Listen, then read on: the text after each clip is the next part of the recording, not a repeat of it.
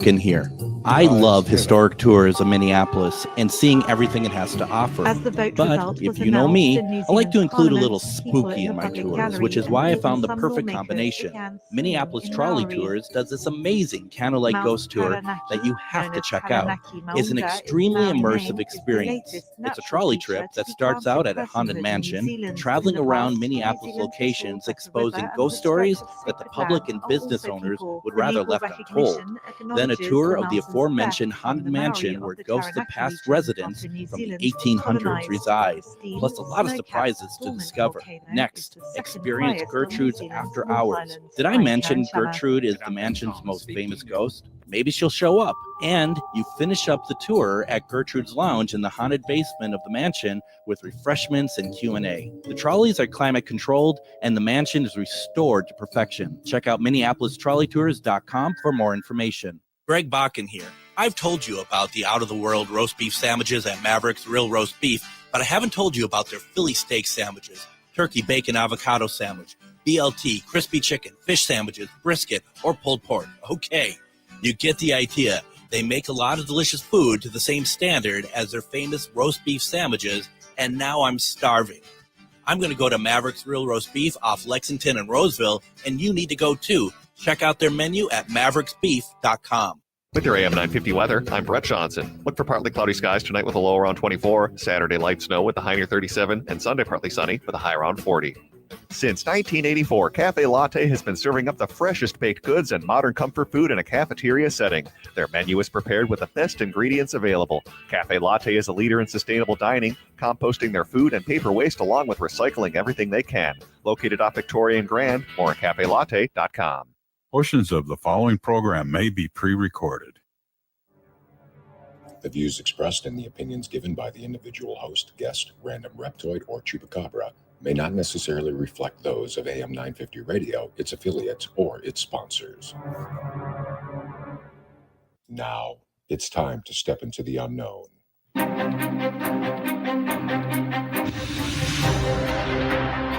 There are things people experience but never talk about.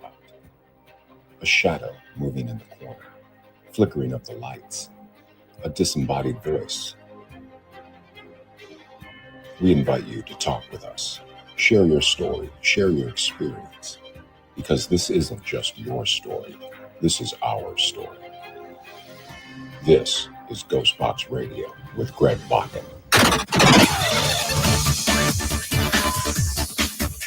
Casual Friday. Casual Friday.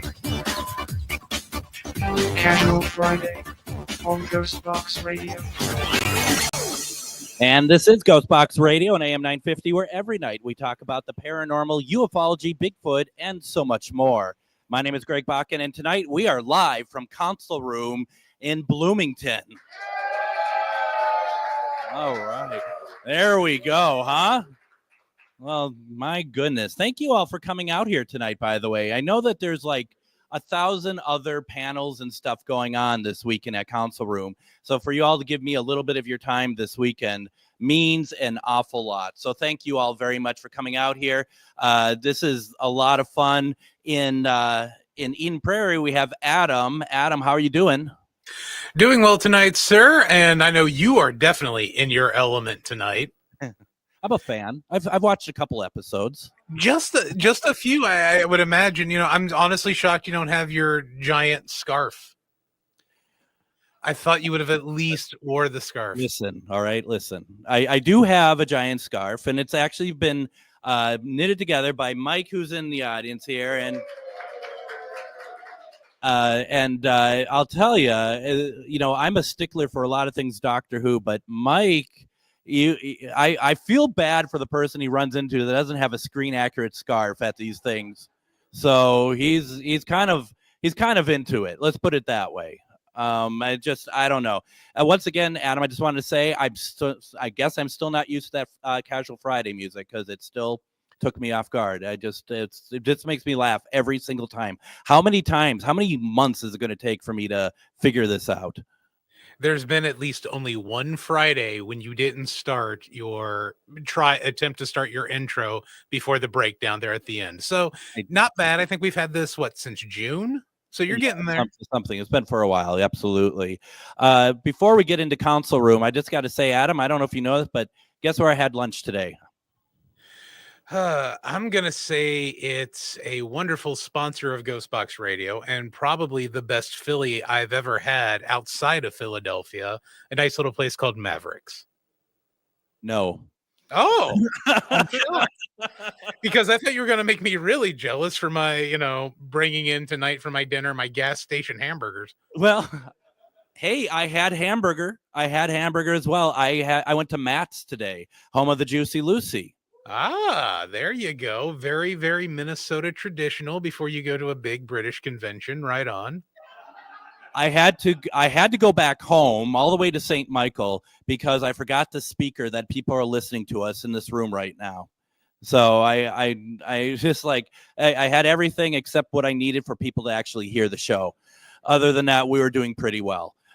So here's the thing. Matt's, you go in, you wait, you sit down, and this is my strategy for Matt's. You order your Juicy Lucy, they bring it to you, and they say, "Is there anything else I can get you?" And the answer is yes, another Juicy Lucy.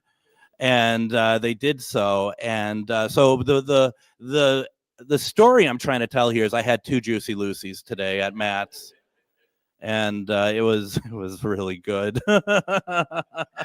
Urge to kill rising. No, Yeah. that's my. You can go to these places. Absolutely. We have more folks that. coming in. Thank you all. Please have a seat. I hope you enjoyed the show, and if not, don't tell me about it. And how many of you been to Matt's? All right. I like that Robert raised his hand. We were together at Matt's. But I appreciate the quantity. So what they generally do is when they give you the burger, they always say, when you take your first bite, be very careful because it's basically molten lava. That cheese is super, super hot in that Juicy Lucy. So the first time I ever went to Matt's was back in probably 1993. Adam, there's a school not too far from it that you may have heard of called Brown Institute. And yeah, I'm a little familiar with it. Were you at that campus? No, we were at the Egan campus. Oh, okay. All right. Yeah, we drove, but we had like 2 hours in between. I think it was our third quarter. So it was like Studio 3 or Studio 4 or whatever it was. And then they made us all take an English lit class. So we were right there in Egan. It wasn't that far to get out the Matt's. So we just get over there, grab it, come back in time for English, and hopefully get through the English class. So the story I'm trying to tell, eventually, if you're okay with it, is that I've heard about it because students that I was with, we all wanted to try Matt's, but I didn't know anything about a Juicy Lucy, so I went there and I got a chicken sandwich, as one does. So, but my friend Scott Radzak, also known as Scotty Rad, he had, and that was his radio name during Brown. We all wanted to be Tom Bernard, and no one told him. No one told the table. Everyone else ordered a Juicy Lucy. Nobody told him about the molten cheese. And he picks it up, and no one else is doing this for whatever reason. And he just takes a big old bite into it.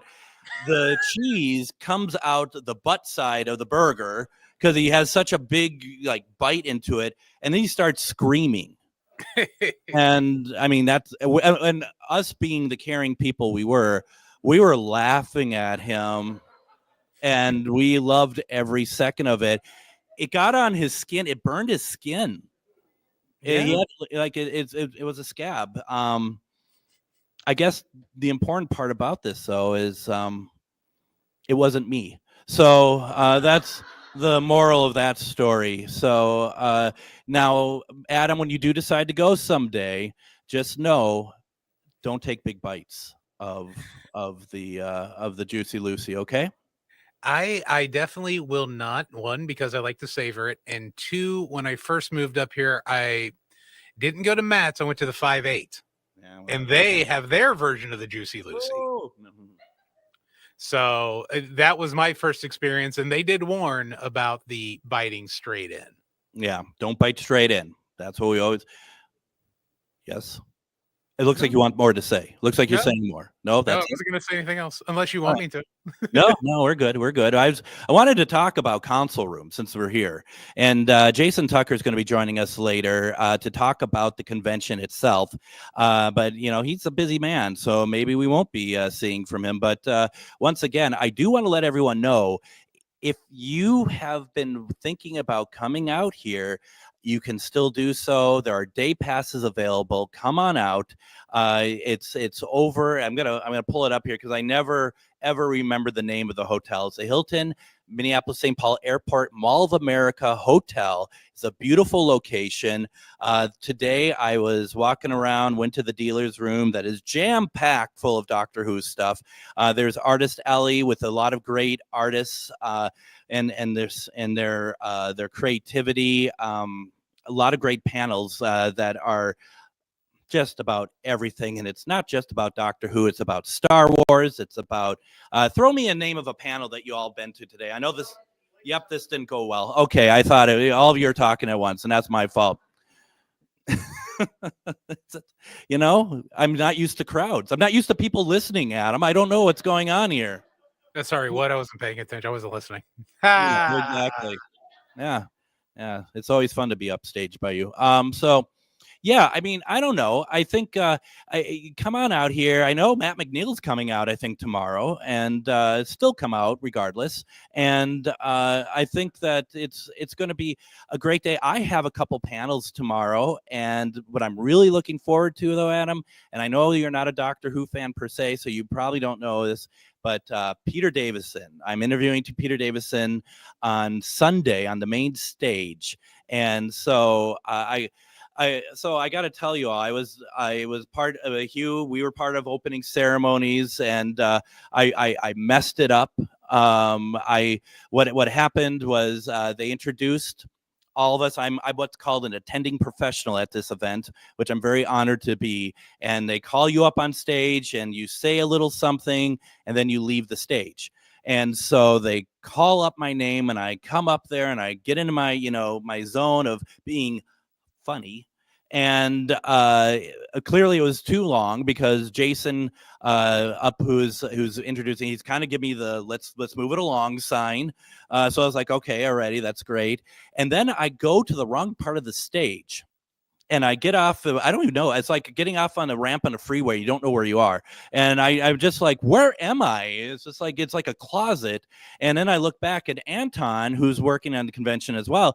I see, he's like looking at me. He's like, no, you're going the wrong way. I went off the wrong part of the stage and there was no way out.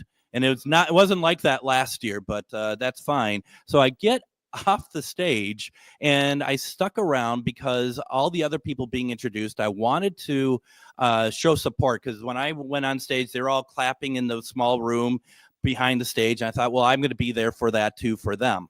But it's crowded, and I'm noticed that there's nobody behind this one table. And I'm like, okay, I'm just going to move this area. And it took me about 20-30 seconds to realize there's a bright light on me. And I look to see what's behind me, and it's a back projection of the logo on the stage that everyone outside in the audience can see. So about 20 to 30 seconds, they see this big head covering up the console room logo. And and no one noticed. But I'm just like, oh my gosh, I am poison to this thing. I don't know what's going on here. So yeah, it was something, but I was able, for those of you, we talk about Peter Davison, he played the Fifth Doctor in Doctor Who. And I'm doing this panel interview with him on Sunday. And I went up to him, and he seemed actually kind of frightened. And I'm not kidding, actually. I came up to him, like, Mr. Davison, and I hold up my hand, and it's just kind of this sort of like, yes. And I'm like, I just want to let you know I'm doing an interview with you on Sunday, and I want to let you know I do not want to talk about Doctor Who at all during the interview. And he looked at me. He's like, that would be amazing. And it's not because he doesn't want to talk about Doctor Who, but the thing is about Peter Davison, there's going to be he's done so many roles, he's acted so much, and he is such a great actor that there's a lot of things to talk about, which I don't think he gets the opportunity to do so. And so I thought it'd be nice to do that. I know that today there was a great panel that I didn't see, but I heard about, that they talked about one of his other huge roles as Tristan Farnon on All Creatures Great and Small. There is also, I want to talk about a role called a Campion he played. He has been on Mrs. Bradley's Mysteries, as well as The Last Detective. There's so many great series to talk about, and I just thought it'd be nice to do so. Those in the room will know what I'm talking about here. Maybe some of you in the audience will know what I'm talking about as well. I said to him, I will not go as far back as the Tomorrow People. I said, I'll go as far back as Dish of the Day, which he played in Hitchhiker's Guide to the Galaxy. And he just laughed. He's like, well, thank you, first of all. And he says, Dish of the Day was brought up today. So where he basically dressed as, for those who don't know, if you haven't ever read or watched Hitchhiker's Guide to the Galaxy, I highly recommend it. But in this, he plays basically a pig who knows that someone's going to eat him for dinner, and that he's recommending parts of his body that might taste the best. So, and that's what I love about British television, because I think you don't get that kind of dark humor in a lot of US series. You might get some, but that's the sort of thing I love, and I really, really do enjoy that quite a bit. So, Adam, you should come on out. I might make an attempt to get out there on Sunday. If I possibly can, I will try to get out there on Sunday. You probably hooked my wife wanting to go when you mentioned Star Wars, so we'll probably be out there. Well, and there was a panel tonight, right? How did that go? It went well. And Roger, you turned out all right into being last minute and whatnot. All right. You're great for radio. Yeah. Okay. My gosh. Last time I asked him a question on the air. So let's do this. Let's go ahead. Let's take our first break.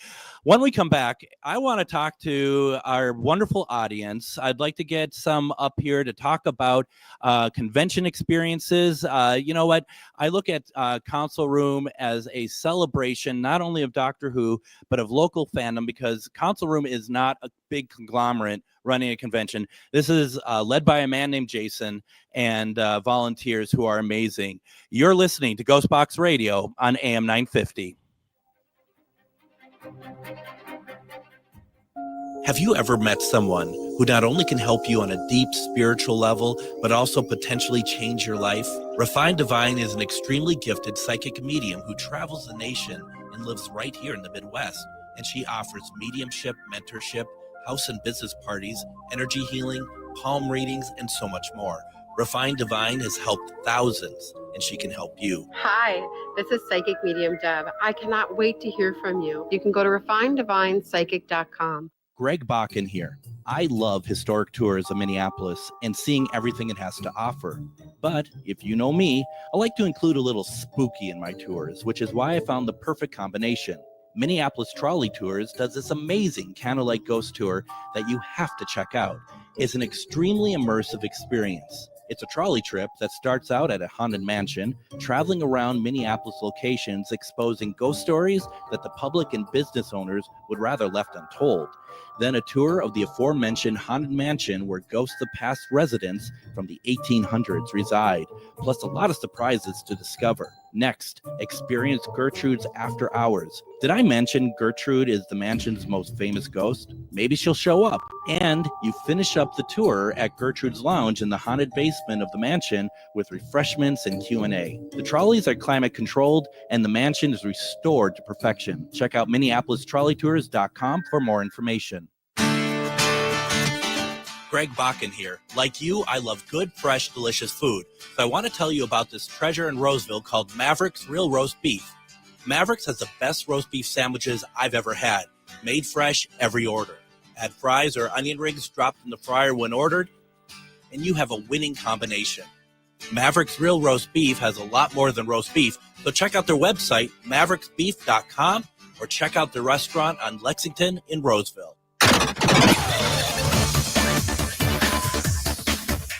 Casual Friday. Casual Friday. Casual Friday on GhostBox Radio.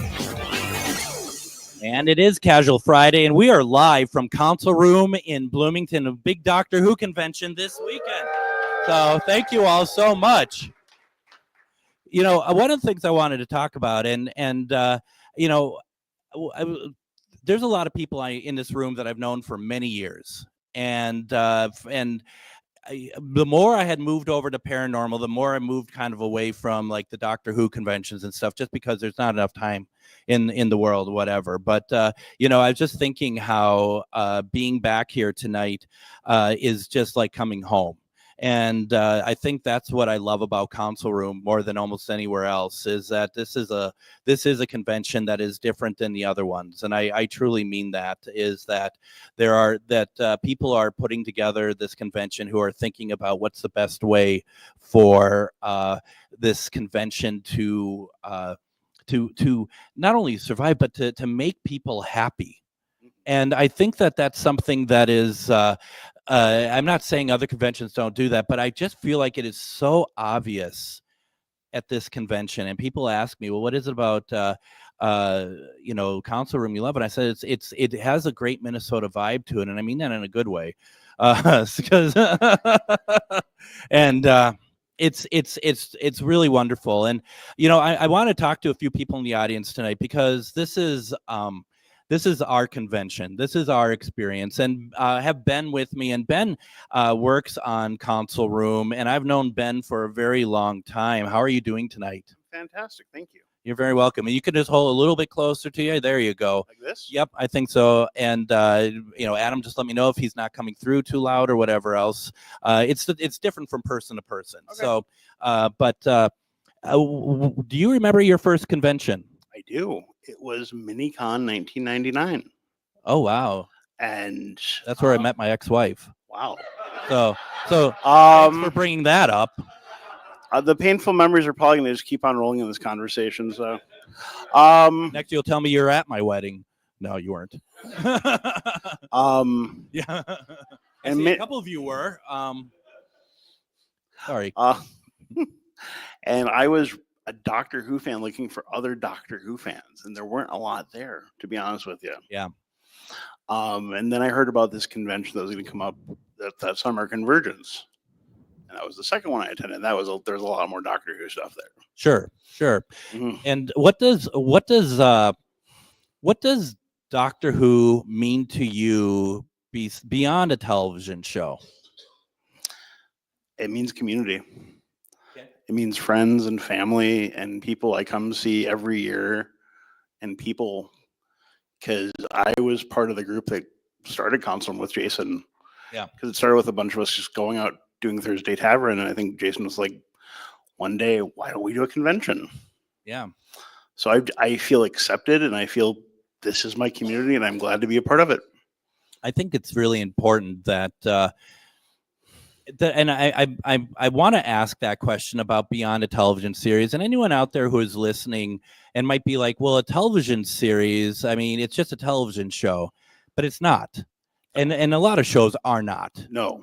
And there is something about, and I've heard it many times when people talk about how Doctor Who has gotten them out of sad or difficult times of their lives. I can definitely relate to that too. Yeah. I had one therapist many years ago, and they like whenever anybody meets me, they know I'm a Doctor Who fan right away. But my therapist said that when you're in distress, imagine you're the Doctor. How would the Doctor get out of this situation? Sure. And so I would just tell myself a Doctor Who story in my head for whatever was going on in my life at the time, and it was a big help. I think it's very powerful that you can take those moments and that you can translate it into really into calm. Yeah. And with Council Room, this will always kind of be a part of my life. Yeah. You know, because I've met so many friends and I've gotten to do so many things here, and I've met a lot of nice actors. Absolutely. I think too, what I find interesting about Council Room, and I think you could say it for some of the other conventions, but I think when it comes to like this convention, when people leave key roles, it's felt like it's very strong that because it's such a close-knit group. Yeah, and I'm gonna honestly say we don't have a lot of drama. You know, we respect each other. Are we gonna agree all the time? No. But you haven't ruled it out, I heard. No, I'm just kidding. Well, thanks. You said a lot, not a lot. Spoilers. So there might be some. No. But I just want to share one other really important memory. Please do. My mental health. So in 2016, my mother was dying of cancer in the hospital, and it was the same weekend as Council Room. And I was able to sit down at the bar and talk to Annika Wills. Oh yeah. And growing up, I was a big fan of I still am of the Telesnap reconstructions. So a lot of my watching Doctor Who was watching her episodes, and just to sit there to talk to her made everything better for me that weekend. That's amazing. Thank you. And Annika was a companion in Doctor Who in the mid 1960s. Her character's name was Polly. She's a very popular. Oh yes. She was a very nice. She still is a very nice lady. She's still alive. So yeah, and I had a great experience here with her as well. It was fantastic, and I got to interview her both here and at Gallifrey in LA. Cool. So that was really nice. You might have answered this already. Then is there an actor that you met that really stood out to you? And it's going to be tough because there's been a lot of great actors that come into this convention.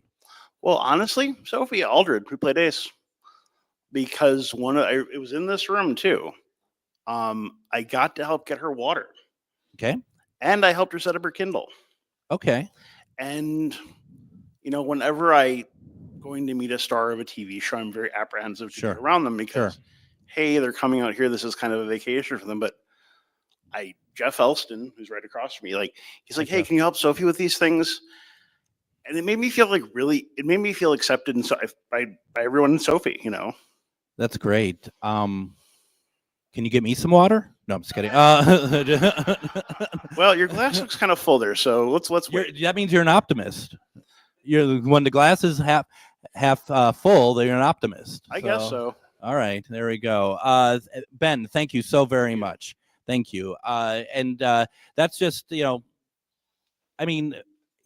Adam, I know that there is a lot of stuff that people would be like, well, it's just a TV show, just whatever. It means a lot to you as well, right?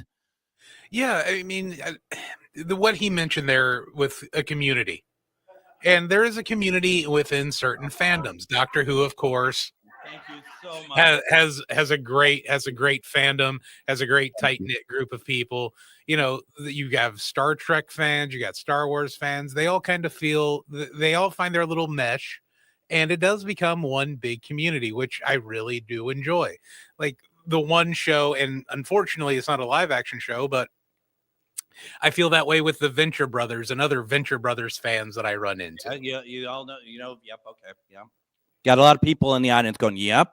Yeah, so it's great that you guys have an entire weekend at Console Room right in your own backyard right here in Bloomington to bring in some of not only the great actors from the Doctor Who series, but also some people may look up to these folks as almost like, an idol, if you will. You get a chance to meet your on-screen heroes, which is great. Absolutely fantastic. It's a slippery slope, though. It can be. Sometimes I say don't meet your heroes. I've been lucky enough, the handful of my heroes I've been able to meet from TV and film, they've all been great.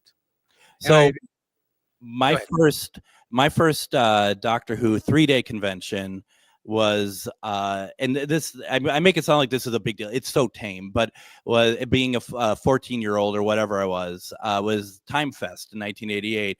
Any of you come out to Time Fest in 1988, right? At the Radisson St. Paul, right? Yeah, absolutely. So I went out there, and there's 3 people that were out there. John Pertwee, who played the 3rd Doctor, no longer with us. Fraser Hines played Jamie, as well as Janet Fielding played Tegan. And my sheltered life, and this was back in the day where you could smoke inside the buildings. I'm walking through and I see John Pertwee, and when he did the conventions, he was always in costume, the costume of Doctor Who, and there he is smoking away, and I'm like, oh, like now it's like, oh, who cares? I mean, being an adult, you kind of get to like, I get why you do that, buddy. I understand why you're smoking. But it was as a 14-year-old, it's like, oh my gosh, but he was amazing. And truly a great person. And we talk about community here, and I wish that there was a paranormal community. That's for sure. It's not quite the same as something like this, but it's fine. Yeah. I don't know. Anyone else want to share any Doctor Who stuff? Come on up, Hugh. We're gonna keep it short, though, Hugh. Okay. All right. Just wanna. You're pulling up a chair, Hugh. That's not what we want. No. Go ahead. It's 3 minutes to break, by the way. Okay. No, I'll be short. No, yeah. Go ahead, Hugh. What are your thoughts on everything? Well, oh God, that's a Yeah, nice I know. open-ended question. Here we go.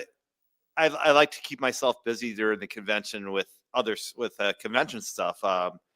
If those here, look at all those nice signs there. That's basically what I do on the first day of the convention is put up signs, and then I can relax and really enjoy the convention the rest of the day, rest of the time. So it's fun. I have fun. I get to meet people while I'm putting up the signs. They go, "Oh, what are you doing?" And I go, "Oh, I'm putting up signs so you know where everything is." So absolutely. And how long have you been doing all this? Like being in fandom? Oh, I've been a fan a long time, but my first convention I ever went to, any convention, was the second console room, and I was on ConCom because a few months before the convention, at a meetup at the Parkway Theater, the lamented Parkway Theater, Jason was there asking for volunteers to come to a meeting at GPS a month later, and says, "You guys are now on ConCom. What do you want to do?" And me and Kelly and Marissa all volunteered for main stage, and so we got to see how that stuff got done. And then we went into programming after that and did other stuff, and now I'm working with volunteers in the video room and the in convention logistics. When what was it? Because you said you'd been in fandom, part of fandom for a while. What was it that made you decide like console room is where I want to dip my toe in? I just went up there on a little whim, maybe I'll do this, and I've been doing it ever since. And much like Ben, this convention really helped me. Much like him, my mother died the weekend of the convention, and it was Janet Fielding who was the guest, and we spent a lot. She was a little ill. She had a little food poisoning, so we spent a lot of time in ConOps together that Saturday and Sunday just talking, and it helped a lot. It's so strange because my dad died the day after one of these console rooms. Yeah. It's pretty intense, and I actually and the one thing I don't try to do regrets, but I have a bit of a regret because he was in recovery for a while, and I got wrapped up because I was actually, and this is a life lesson right here for everybody, especially when you work in conventions. I got wrapped up in the because I used to do the video room. And I made kind of a big deal of it, and not for anyone other than myself. And I put a lot of effort into it, and I locked myself away doing this for about a month or so. And I'm like, well, once I'm done with this convention, once the console room is over, I'm going to get back and go see Dad and everything else. And did the convention, and then that Monday after the convention, Jason came up to Roger and myself, and he's like, Colin Baker and I are going to go to the Mall of America. Do you want to come along? And I said yes, and Roger said yes, and Jason walked away, and I said, I pray that this isn't us like having to watch Colin Baker try on underwear. And cut to us at Sears where he's like trying to on underwear. It's like, are you kidding me? But we had a great day. He's ridiculously honest. We were looking at clothes, and he had I had a black shirt that I really liked, and I was like, what do you think of this? And I like I am now, I'm much heavier than I want to be. And he just looked at me at the shirt, and he looks at me and goes, really? I could see him saying that because I spent a lot of time with Colin because I was on main stage that year. And he went up to the woman at Sears, and he for him to buy clothes, and he said, where is the disgusting fat old men section? And yeah, right. And it was a great day, and he did buy us coffee, and we talked about British television, which I know a thing or two about. And we had a great day, and Jason invited us to go to dinner with everyone's going to dinner. And I declined because I had such a great day. I was like, I don't need any more. This was just enough. And that night, get a call after like one, it would be Tuesday then, at 1 something in the morning from my mom.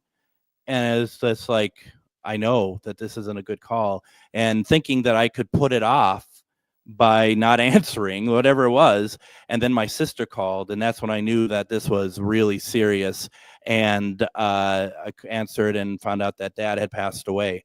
It's that's the sort of thing though that you do rally around things like this. Well, I know exactly where I was when I got the call about my mother. I was with Kelly and Marissa about to enjoy some Giordano's pizza, and had a glass of wine in my hand, ready to enjoy stuff. And all of a sudden the call comes, and you're just numb. And that was one of my first paranormal experiences that I could really talk about because we're going to put paranormal in tonight. It's after I drove out to Mom and just hung out with them and just doing family stuff. I went to my work in downtown Minneapolis, and I went to pick up my laptop, and I get out of my car, and there's this scent that I don't know how or why I immediately had associated with my dad. Like, that's you. Yeah. That's you. And I started to get that everywhere I went. And it was overwhelming at times. And then after his funeral, it went away. So it's very interesting. Hugh, thank you so much. Thanks, Greg. I enjoyed it. That was great. I really appreciate it. Why don't we do this, Adam? Let's go ahead, take our break here. We'll come back in. If anyone else wants to talk, I would love to hear your stories. I love this, and this is stuff that, like, especially stories of past conventions and stuff, should never be forgotten. This is great. It's Casual Friday. Anything you want to put into the comments, you're more than welcome to do so. You're listening to GhostBox Radio on AM 950. Greg Bakun here. I love historic tours of Minneapolis and seeing everything it has to offer. But if you know me, I like to include a little spooky in my tours, which is why I found the perfect combination. Minneapolis Trolley Tours does this amazing candlelight ghost tour that you have to check out. It's an extremely immersive experience. It's a trolley trip that starts out at a haunted mansion, traveling around Minneapolis locations, exposing ghost stories that the public and business owners would rather left untold. Then a tour of the aforementioned haunted mansion where ghosts of past residents from the 1800s reside, plus a lot of surprises to discover. Next, experience Gertrude's After Hours. Did I mention Gertrude is the mansion's most famous ghost? Maybe she'll show up. And you finish up the tour at Gertrude's Lounge in the haunted basement of the mansion with refreshments and Q&A. The trolleys are climate controlled, and the mansion is restored to perfection. Check out MinneapolisTrolleyTours.com for more information. If you own a holistic or metaphysical business and are looking to expand, then you need to be listed on MetamorphosisConnections.com. It's a network where you can grow with like-minded practitioners and reach new clients. MetamorphosisConnections.com is an online directory you need to list yourself and your business. Our platform makes it easy for you to create listings of your products and services, and you can also choose to list your classes, events, and so much more. MetamorphosisConnections.com helps you create weekly and monthly promotional ads targeted towards your potential clients and promotes them for you via social media and newsletter. There are clients searching for your specialty right now. Let us help them find you. Start your listing today so you can share your own unique gifts and talents by finding the level of membership that best fits your needs. Let us help you reach your clients that are searching for what you do. Visit metamorphosisconnections.com and sign up today.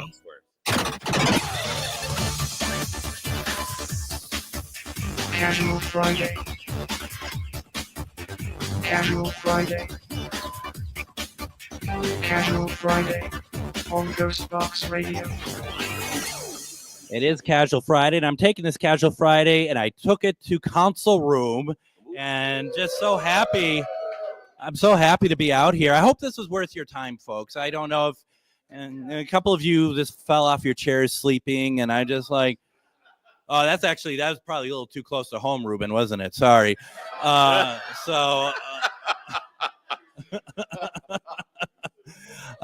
Too soon. Too soon. Just want to let everyone know Monday on GhostBox Radio with Greg Bakun, we get back to the paranormal. I'm going to be interviewing author Chad Lewis. Chad is pretty local. He's in the Midwest area, and he's written a lot of stories and books about monsters and some of his monster research. And he's so fascinating. I'm really looking forward to it. So join us then. And I also want to remind folks, on Wednesday, February 5th, Ghost Stories and Beyond returns to Billy's in Anoka. We are going to have on with us, it's $10 to get in, down in the basement, half-price burger night, and we're going to have June Gosler Anderson. She's an author. She has written a lot of paranormal books. She's been around the world to a lot of paranormal locations. She is going to do a presentation about haunted Anoka, and I think this is going to be a lot of fun. So once again, that's at 6:30 at Billy's in Anoka. Ghost Stories and Beyond. If you're able to do so, I think you're going to have a great time. So come on out. We are talking Doctor Who tonight.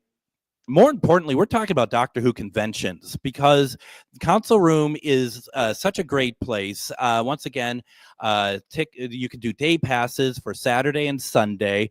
Go to council-room.org. You can see the prices. Is the schedule up on the website? So yeah, check out the schedule there as well, and you can see the panels and when Nicola, Peter, and I haven't talked about Ian McNeice either, who was Winston Churchill in a story called Victory of the Daleks. And if any of you are a fan of a series called Doc Martin, Ian has been in it. So it's a lot of great people this year, and there's more guests than that. There's a lot of different levels of guests, and they're all amazing.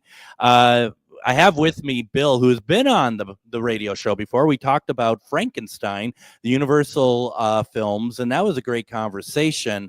But Bill and I have known each other for a very long time. We used to do a podcast together along with Robert in the audience called The Others. And, coming to these conventions, and you have been literally along with a number of you all around the world doing these. What do you see a whole lot of difference in the different locations that these conventions are held at? Like maybe even regional changes or anything else? What have you seen? Absolutely. I think, to be honest, I think Council Rooms, as weird as it sounds, is one of the best ones, because it is so regional, and it's just it feels like a group of friends coming together that we've all known each other forever. And I've been to conventions, like you said, in the UK. It's usually like a one-day thing. Tom Baker's there. It's an event. It's a big thing. And this is more like about fun and, I don't know, just hanging out with your friends.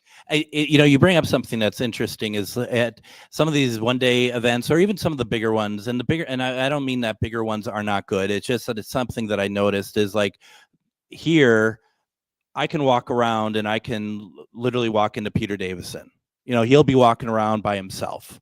And, something like a UK one where it's like an appearance opposed to being at a convention, there's pretty strict a schedule for these actors. So it's some of those perhaps more casual encounters don't always happen. And I would even say to some of the larger ones, and once again, and I hope Sean's not listening, I don't mean Galley is too big or anything, but I think that stuff is, it's harder, not impossible. Would you agree with that at all? completely. In fact, I I almost bumped literally into Peter Davison yesterday. Yeah, so that's definitely something you'll see here. Is like you described it. It's you can literally bump into somebody. It's from the show. approachable. Yeah. And that no one has been like, oh, go away or anything. Everyone's approachable, and I was really excited. And I would think, for those of you who went to opening ceremonies, one of the things I loved about it was the enthusiasm of Nicola Bryant on stage, being really happy to be here, the jokiness of Peter Davison.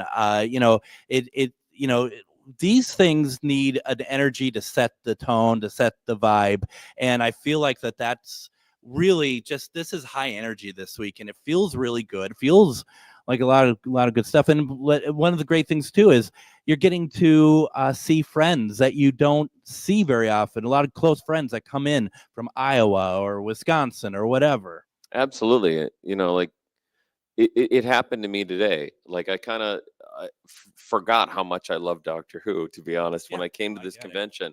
And we did a panel earlier today about the 20 years since the anniversary of Rose, when Doctor Who came back from, was it 16 years off the air? And we talked about it for an hour, and all of a sudden I'm excited about Doctor Who. Like it isn't something that I think about all the time, and then come here and it's I don't know. It's just great to see people in heaven. Because I'm trying to piece it all together. We talked a little bit about this last night. When it comes to especially that return of Doctor Who into 2005, it's not too far from when you kind of got into more fandom stuff, isn't it? I mean, that was kind of around that time. Yeah, no, I left completely. I didn't watch Doctor Who until about 2000.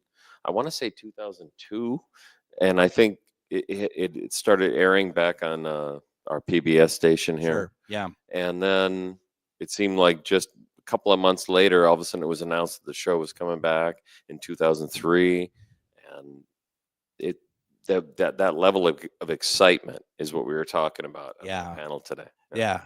And it is something. I remember last night when we were talking about it too. You and I were getting just like really excited about that period of time, and it goes beyond. We talked about this. Ben talks about it with Community. It goes beyond the idea of a show I can watch. It's like those were shared experiences. There are things that happen to us that, and it might be including, making illegal copies of stuff, but it's also about, just that friendship of sharing the stuff out. We had a friend with us today that left, another Jeff, who was talking about how he made, DVDs of the full series so that he could pass out to people because it wasn't airing over here, because we're all so excited about it. And I just think it's really interesting how there might be like moments of Doctor Who, whether it's one story or one event that brings people on board. Is there anyone here that started watching Doctor Who in 1996 because of the TV movie? Was that you then, Ben? And so that got you on. That's cool. And I know the person, if I'm not mistaken, the person who did the programming, Matt, he jumped on in 1996. And for his, and what's really funny about it, for a lot of us Doctor Who fans, the TV movie isn't necessarily great, but to somebody it is everything. Yeah, absolutely. I think that's probably true for most episodes. Exactly. Yeah. It's hard to even. I love the idea. It's sort of a common question where you're like, what episode would you recommend to a newbie? And I just think almost anything will work. Like people recommend Blink, which doesn't even have the Doctor in it. No. But but a lot of people do. I personally think the 5 Doctors is a great episode to introduce people to Doctor Who. Yeah, you never know. Yeah, no. But I mean, this when you talk about this community, like my friend circle is basically all the people that love Doctor Who. This is it's a community, and it's very inclusive. People are always coming in. Yeah. Whenever I don't know, come to Console Room, and we'll bring you into our community. It is, and it's I love it, and I love the idea of like we all have that first story that we watch, and from there, it's our on ramp for the series. Do you remember your first story you watched? I do not. I just know that I watched. Thanks for really helping make that point. Anybody else? No, Yeah, I know I watched. I needed you to answer one thing a certain way. I'm always kind of curious what everybody says. You haven't sworn yet. Yeah, I'm doing pretty good there. You were gonna say something? No, I don't know. Something right. I know it was a Tom Baker episode because that was the era that was my era. But you know, one of the great things about that panel earlier today was our friend Jeff Ovick's niece was on there, and she was talking about how much she was affected by the series coming back in 2005. That's her on ramp when she was a kid. Like, that's the cool thing about Doctor Who. It's lasted so long that everybody's got their on ramp. They do. And it means, and that's what I love about it is like something like the series returning does mean a lot to me. But sometimes it doesn't, depending on what the story is and stuff. But, sometimes I'm not a big fan of where Doctor Who is going. But I think of it to myself as I've so many years of wonderful series and shows to watch that I've watched a billion times. If something isn't going exactly how Greg wants it, it's okay because I know that there is a generation watching it that is they're starting their journey. Yeah. I think that's one of the cool things about Doctor Who fandom. And now I think more fandoms are like that. Star Wars has ongoing stories. Star Trek, of course, has ongoing stories. Yep. Doctor Who's kind of been like that all the time. Totally. Yeah. And I love that. And I love everything about it. In the comments, we have a certain Mr. Steve Hill saying hello to us tonight. So thank everyone. Steve, everyone says hi to you. So, hello, Steve. Steve is... works out at the Chicago TARDIS. It's in Chicago, and it's not actually. It's in Lombard. Thanks for being on, Bill. We really appreciate you on the shoe tonight. Now he just said I'm back. I don't know if he heard us even say that. Hello, Steve. Hello, Steve. We talked about your convention, but. Yeah, we all got to come down there, and it's Chicago TARDIS is another one that is just and actually Gene is up here. I saw, and Gene is a vendor this year at Console Room, but he also he heads up Chicago TARDIS, and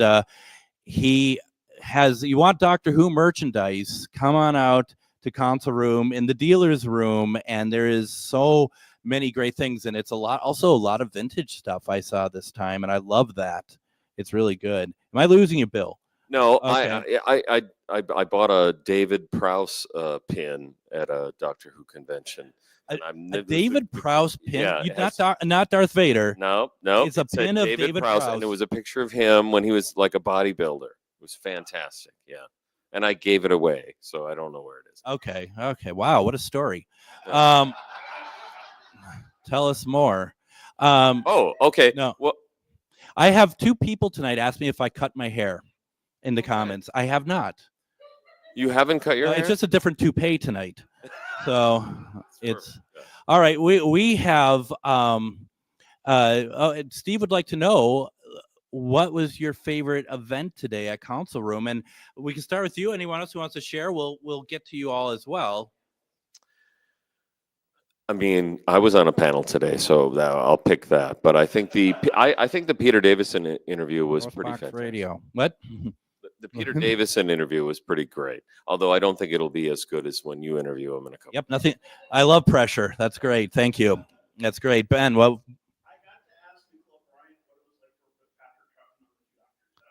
Well, that's my question for her done tomorrow. Then I guess I can't ask that. What'd she say? Excellent. All right. He seems like he would be. So, okay, well. and Bill's taking over hosting duties apparently. Yeah, my God, I knew this was going to happen. What? Throw out some other stuff that you really enjoyed today. See, that's if I didn't think if I had a prize, you'd get it, but I have nothing. I have $1. Someone said that to me, I'd be like, yeah, I'll take it. Anyone else? I mean, there was a lot today. Oh, yeah, absolutely. Yeah, I'd missed that, unfortunately. Is she doing anything else this weekend or this couple panels? And what was? Oh yeah. Oh, okay. Yeah. What was the name? Galen Lee. Yeah. Well done, Bill. I don't know who can hear. You know where you are right now, even. Okay, just want to make sure. I'm in front of a glass of gin. Yeah. Yeah. So as you can tell, folks, this is a lot of fun out here, and I mean, it's not just confined to this room. It's all over the place. And come on out. I will be really entertaining everyone tomorrow with my panel on Doctor Who on VHS. And as I keep saying to everybody, you're probably all wondering how I'm still single when I do such amazing topics like that. I mean, I really do appreciate your Doctor Who on VHS stuff that you do from the archive. I love it. Thank you. I appreciate it. It's fun, and that's what it's all about. And that's what Council Room is about. It's about passion, quite frankly. So what we're going to do, everyone, come on out to Council Room, website, council-room.org. Day pass is available for Saturday, Sunday. Peter Davison, Nicola Bryan, Ian McNeese, Greg Bakun, and others are here this weekend. Bill Evenson. Come on out. We want to see you. And also let the folks know in registration if you are coming out because you heard it on AM 950. Let them know because we just want to make sure they know we're supporting you. We'll be back on Monday with Chad Lewis. Everyone, have a fantastic weekend.